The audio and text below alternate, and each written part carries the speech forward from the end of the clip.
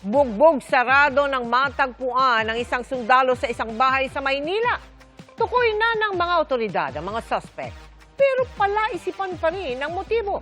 Nakatutok si Marisol Abduraman. Exclusive. Dadaling ka na sa ospital. Nangingitim, magang-maga at hindi maidilat ng lalaking ito ang kanyang mga mata sa tindi ng tama.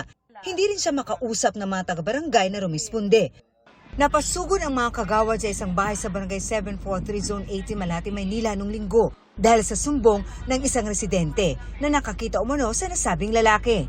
Nakita nga niya na nakabulagta yung lalaki. May mga sign na mga pasa sa katawan. Mukha, parang nabugbog. Mukhang hirap, kasi kailangan alalayan. Pikit ang mata. Para sabihin, kailangan hindi makakilos na mag-isa. Hindi pa malinaw sa barangay kung bakit nasa paanan na ng hagdan ang nasabing lalaki at kung ano ang nangyari sa kanya, bagamat sa tingin ng barangay, posibleng binugbog ito. Makikita pa sa CCTV ng barangay ang pagsundo sa biktima gamit ang barangay mobile patrol at pagdala sa kanya sa ospital. Ang initial na findings sa kanya pag-examine is mukhang maraming mga internal na mga sa katawan. Bago nito, pinuntahan na raw ng nagpapatrolya mga tanod ang nasabing bahay dahil may kakaibang inga raw silang narinig. May narinig sila na parang impit na parang pigil na hiyaw. Check. Baka kailangan yung tulong.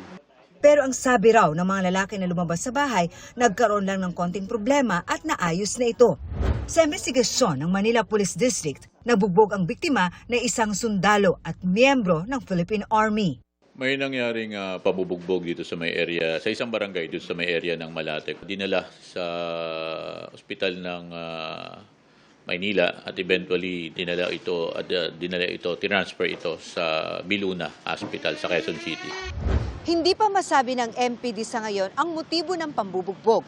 Hindi pa rin kasi makausap ang biktima na hanggang ngayon ay nasa ospital pa rin. Identify na itong mga suspect natin, 4 ito na mga taga doon din sa lugar at ipaghaharap ito ng kaukulang reklamo. Hindi pa nakukuhanan ng panig ang mga suspects na patuloy na pinaghahanap. Marisol Abduraman, Nakatuto, 24 Oras.